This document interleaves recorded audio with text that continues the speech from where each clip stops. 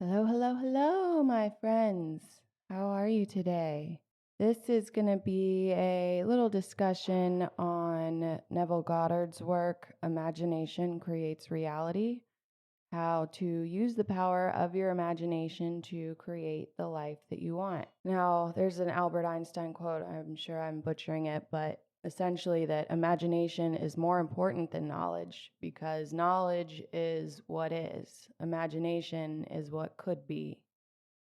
Knowledge is only power if we actually do something with it, and I think a great deal of us don't apply it the best ways we could. But your imagination is not limited. It's only limited to those experiences and things that you've been exposed to at some point or another. But that's why we have to be intentional about the information that we consume, especially like TV and movies and news.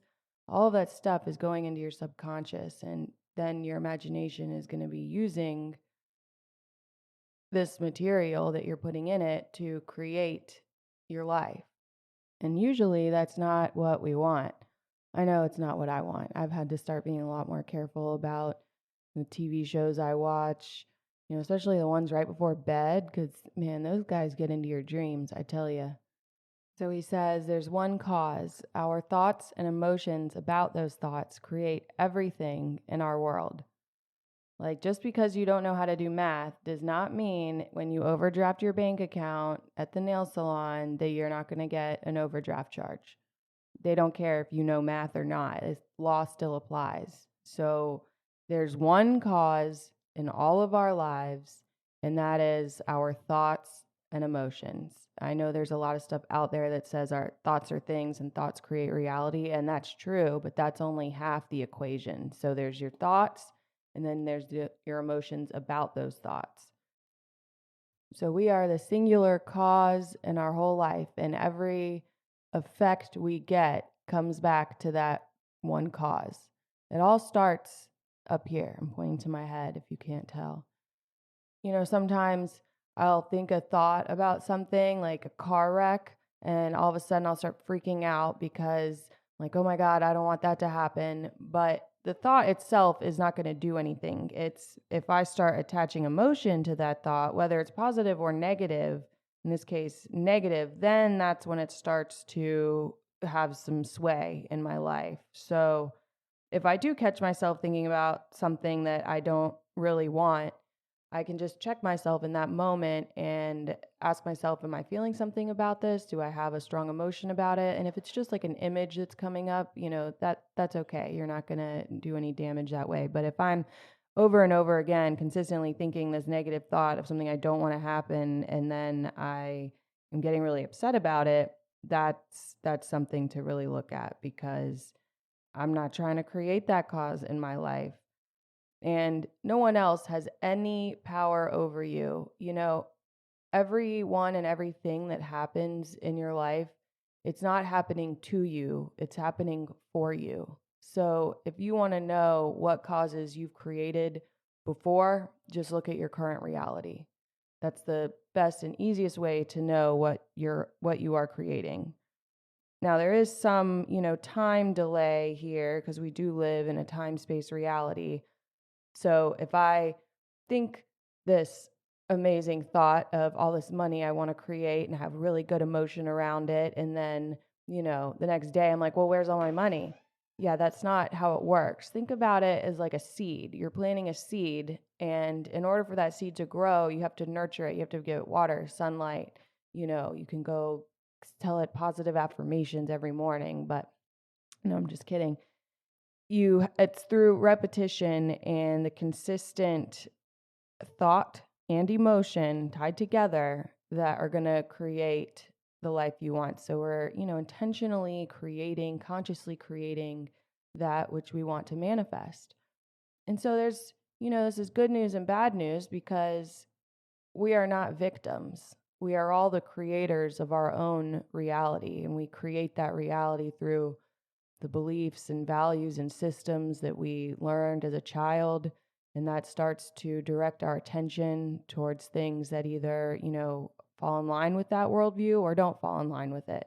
And if they do align with the beliefs that we have, then we're just reinforcing it with more evidence to support this idea so that we do know that it's right. And if we have a belief that we are unaware of, that we're not aware is limiting our reality, then that's something you can discover by looking at the things that you're creating. So, say I really want to make money doing something I love. But when I was a kid, I saw my mom as a single mom working really hard, working all the time, and there was just never enough. Then that's telling me in my mind that you have to work really hard for money, and money doesn't come easy. And even then, there's still not enough. And so, because that's what I learned as a child, all the things I'm learning after that, are either in support or not in support of this idea or this belief. So even though I may not think that anymore and I may believe something else about money, unless I can go back and transmute that early belief learned as a child, then I'm not going to be able to get past it. And that belief is going to shape my thoughts and my emotions around those thoughts, and thus my ability to create the reality that I want. So it's actually really cool when you realize that you're the sole player in your own drama. It's very empowering to know that you have this ultimate power to change your reality. So it's the first step in creating the life that you want. You've got to know what you don't want, what you do want, and realize the importance of your thoughts and the emotions around those thoughts. So, how this law works, this is the law of attraction right here, guys. So, she or he always receives that which she believes. Just like I was just talking about, if you believe something to be the case, then that is what you're going to receive every single time. And so, if what you're receiving is not what you want, you need to go back and look at your beliefs around that. I think a really good way to do this is through journaling. If say we're talking about money, we'll carry on this example. If you're not getting the financial abundance, the effects that you want, then take out a journal and write down your earliest memories of money as a child. Write them down in detail. This isn't for anyone else to look at. This is just for you to look at what's inside already. Because these things are powerful, guys. If you don't catch this belief that's rooted in your subconscious at the root, at the core, then you're not going to be able to change it. So you're always going to receive what you believe. Faith is the substance of things hoped for, the evidence of things not seen. If you would change your world, you must change your beliefs. These illusions or beliefs or whatever it is exist only so long as man or woman focuses her attention upon them and gives them life. So whatever we give our attention to grows. Attention will be our thought, our emotion, whatever it is that's tied up. Our focus is really the power of our imagination. And that's kind of what we're talking about, using your imagination to create your reality. Whatever you focus upon is going to grow. So, choose your thoughts carefully, guys, and watch your emotions, watch how you're feeling. Not all thoughts are creative, meaning not all thoughts are going to create. Only those which are believed with feeling create the circumstances and events that you will encounter. So we have to be very, very careful on the emotions and the information we allow to enter into our consciousness. That's just what I'm talking about with watching the news all the time or serial killer shows or whatever it is you're listening or watching. If that's not something that you want to create, why are you watching it? I understand it's like a really kind of fun and entertaining activity to just sit down and zone out on some Netflix, and that is totally okay. I mean, Lord knows I think it's okay. I just want to reinforce this idea that those things, whether you believe it to be true or not, like what's happening in these shows, your subconscious is just taking it all in. Your subconscious doesn't have a system for discerning truth versus a lie, or I want that versus I don't want that. So everything you give it, it's just soaking it up like a sponge, like a little baby. It's taking it all in. It's going to go somewhere. The emotions of anger, fear, love, and joy, those are all creative. So anytime you're feeling one of those emotions, you are creating something with it. So are you choosing anger and fear or love and joy? Fear of loss will bring loss regardless of what measures we might take in our outer world. So if you're saving up for a rainy day and you're always afraid that your savings is going to get depleted, and what if you don't have enough, and what happens if, you lose everything, you're just creating that rainy day. That is absolutely going to happen to you. I'm not saying not to prepare for things. I'm saying if you're afraid of losing something, that's a guarantee that you're going to lose it. The world we perceive with our senses is only a shadow depicting our consciousness. So like I said, if you want to know what causes you've created in your past, what your thoughts and emotions have been, look at your current reality. That's essentially the shadow depicting your consciousness.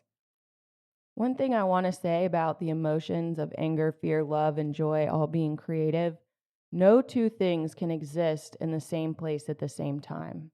So if you're anxious or you're upset or you're sad, and you can think about something, anything that you're grateful for, that you appreciate, and really feel that gratitude in your whole body, feel it in your heart will expand. You'll feel it in your body. When you're feeling that, you cannot feel anxious or upset, sad, angry at the same time. It just simply cannot happen. It cannot exist that way. So if you can just shift your focus just for, 17 seconds is what Abraham says. If you can shift your focus for just that 17 seconds, you can break the momentum of that negative emotion and put your life on a new trajectory. It's all it takes, guys. And if you can just do that again and again and again, as much as you can, whenever you realize that you're feeling something that you don't want to feel and you don't want to create from, then you're really going to be going in the right direction, creating a life that you want. Conscious use of the law. When we make I am statements, affirmations, it always needs to be positive and something that we want. And Neville talks about I am is God. God is I am. So we use those two words a lot, all the time. And if you're not using I am to say something that you want or you are, then you're invoking that name towards a negative end. I'm not going to say you're using it in vain or, whatever goes back to your belief system. That's up to you. But that's why we always do affirmations in the positive. You're not going to say, I am not unhappy anymore, or I am not in debt. Like I said, your subconscious mind doesn't deal in negatives or half-truths or sarcasm. It's taking everything you say and everything you see and everything you feel emotion about and saying, okay, will do, like a little genie. It's not saying, oh, she doesn't really want that, or, oh, she's not in debt. She's saying, I'm not in debt, so that means she's not. No, all your brain is hearing debt or mad or sorry. And it doesn't even have to be about affirmations. You can be talking to your friend and saying, I'm really unhappy at my job. I'm so over this place. I just really don't like it. And all of those things you're saying are just making more of the same. So for you to say, I'm not happy or I'm not pleased or I just hate this place, that's just the worst possible thing to say. If you feel some kind of way about your job, you need to find something that you can feel grateful for, that you can appreciate, and look for that. Because then when you can focus on that, even just for a short amount of time, those things are going to grow. By you giving your attention to it and using those words, I am, in reference to yourself, those things have like a lot of power. So do you want to find more reasons to hate your job, or do you want to find some things you can appreciate about that place? Be really careful about what you say after the words, I am. The other thing is removing the word if from your vocabulary, because if is always dealing in the past or the future. You want to deal in the present moment. You change your future from the present moment. The past no longer exists except as a learning opportunity.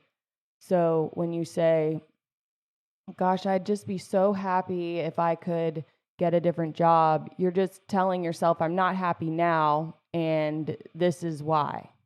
That's not a helpful place to be. If is always going to negate whatever you put in front of it. So take the word if out and just speak positively in terms of who you are and what you want. There are two things Neville talks about doing over and over again. I'm sure there's more, but these are the two that have stood out to me. Spending a few minutes in the morning to imagine yourself at the end of the day and think about how you'll feel at the end of the day, what things you want to experience during that day, and using your focus and your attention to say ahead of time or tell yourself ahead of time how this day is going to go. Don't wait until, you're running late for work, you spilled coffee on yourself, your dog is going crazy, and then you're like, God, it's such a shitty day. Then what do you know? You get to work, you realize you left your lunch at home, and your boss wants to meet about this project you should have had done 2 weeks ago and still don't have finished. All of those things are just adding up one on top of another because you're just going about your day mindlessly. Like, you don't have your focus in the moment where you want to be and where you're going. You're just kind of like letting things happen and, trying to coast through, and things are going to happen. Things are going to pop up. But my point here is using your time and your focus and your attention intentionally to create the life you want, create the day you want.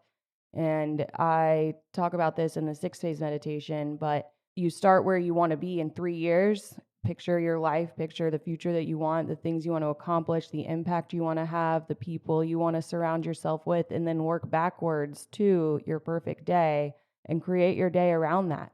So you are in the moment, you're present with your day, you've set an intention for your morning, your afternoon, your evening, and you're working towards where you want to go. You're not just thinking with the end in mind the whole time, but you use the end in mind to work backwards and create the day that's going to get you that much closer to your goals and your dreams. Ooh, desire, everyone's favorite topic. I know it's one of mine. I think our desires were given to us by our higher self, by the universe, to guide us forward in the right direction. So being grateful for the desires you have been given, because that's like super important information and knowledge for you to work towards. These desires, they already exist and they're ready for embodiment in your world. That car you want, that house you want, those things are already out there. They exist. They're manifested. They are ready to come into your world through the power of your awareness and your inspired action forward in that direction. He says you're not required to do anything to bring them forth. You just completely accept them as you would a gift from your loved one. And by this, I think personally, he means you don't have to make things happen. Life and manifesting your desires isn't about making something happen, pushing something into creation. What he's saying is, by accepting that this is already yours, that it's a given, and that you will have this, you will receive this, and then moving forward from there with that in mind, that's when the desires manifest. You don't have to force them into being. So using the car example, if you really want a car, you want a new car, yeah, you should go, test drive it if that feels good to you, if that's what you're inspired to do. But you don't have to apply for, every single loan and compare all of the rates and analyze and observe every single way you could go about it or you could get that. That's just going to like push it further away from you. If you want something, you accept that it's yours and you take inspired action towards that end. I'm not sure if this is exactly what Neville meant when he was saying this, but I don't think it's all just sitting back and waiting for things to happen. If that feels good to you, then yes, that's a great way to do it. But if it doesn't, if you feel like you do need to be doing something, then act from a place of already having it. So if you want a new house, he talks about in there, you don't have to, like I said, go out and look at every single house out there and, figure out what's going to be best and, analyze it down to the nitty gritty. But he does talk about a woman who, her and her family went to go see this house. They had found their dream house, and she told all the kids to go upstairs and like pick which room they would want. And when they went to bed that night, to see themselves sleeping in that house and think about going to bed there. So that's like a perfect example of using inspired action with the thoughts, with your imagination, with your emotion to create something. It's not just doing nothing, but it's acting from a place of already having it. The other thing Neville talks about is doing a revision at night. So past experiences we do not wish to store, revise them that evening in your mind to be the way that you wish to remember them, and thus will experience them into the future. When we react negatively to a past experience, we are perpetuating that experience into our future. Instead, remember them as you wish them to be, and so they shall. Revision is truly the key which can unlock doors that have kept you in a particular state. So, say you had a disagreement with your boss at work and you really felt like they said something out of line, and maybe you said something a little out of line, and in your mind you're just like going over and over and over and over it. At night, that's when, right before you go to bed, that's our dreams, are when our subconscious mind is kind of like integrating all of the information and experiences that happened during that day, and your subconscious can't tell what the reality from what you're imagining. So if you don't wish to experience that kind of disagreement and those emotions again, then at night when you're going to bed, take the time to go back over that exchange and imagine it exactly the way you wanted it to go, the way you want to remember it as. Because your subconscious is just seeing that and remembering that the way you're remembering that. So at night, revise your day to be exactly the way you would have your days be from then forth. Going over and over a negative experience in your mind is not going to solve anything, and is only going to get you more of the same. So use this power of your imagination, of your subconscious mind, to remember things as you would like them to be. If there's something that just keeps happening to you and you don't know why and you just can't seem to get away from it, this is probably one of the best tools you can use. Whatever it is that you can't seem to get away from, it's because you're locked in this like negative cycle of thought and emotion. So at night, think about exactly the way you wanted it to go, what the things that they would say, the things that you would say, and how this would play out, and play that over and over again in your head. And you'll be amazed at the differences in your life. It's truly incredible. And I know you're like, oh, well, that's not really how it went. So why do I want to remember it that way? Like, that's not reality. Well, reality is just something that we've created and is an illusion of our own mind's creation based on all the beliefs and values that we learned as a child, really. So your reality, if someone else is looking at the same thing you're looking at, you two are going to see two different things. Say a child was raised in a home where there were, he had two other brothers and sisters. Now, each one of them could have experienced the love of their parents differently. Some of them might have got the things they needed, some of them didn't, and the parent could have been doing the same exact thing, yet the reality for that child is just that. It's their reality. They don't have the same memories and experiences of their childhood as their siblings, because this reality is just a construction in our minds. So be the star of your own show. You already are. So are you playing the part that you want, or are there some things you would change? If there's some things you would change, then use these tools we talked about today, especially the revision, setting your intention in the morning, specifically through some form of meditation. I do a 6-phase meditation sometimes, which I have on this channel. I'll post a link to one of those in the description. But, use these tools to rewrite your script every single day. Every single day, rewrite your script. Anything negative that happened to you, anything that you're not feeling great about, anything you're feeling any kind of negative emotion about, that's a key right there. That emotion is the key, that this is something that has some power over you. So use the power of your mind, of your subconscious mind, of your imagination to rewrite your day and create the life that you want. Remember, your emotions are there for a reason. They're giving you information and feedback about what you're currently experiencing. So if those emotions are anything less than you want, then that's a good thing to know. And you can move forward from there. Thank you so very much for listening. This is Amanda from Supernatural Success. Please don't forget to like and subscribe if you got something from this and would like more of it in the future. Now remember, you are enough. Say it one time with me. I am enough. Say it again. I am enough. Now go out there and be the star in your own play. You got this.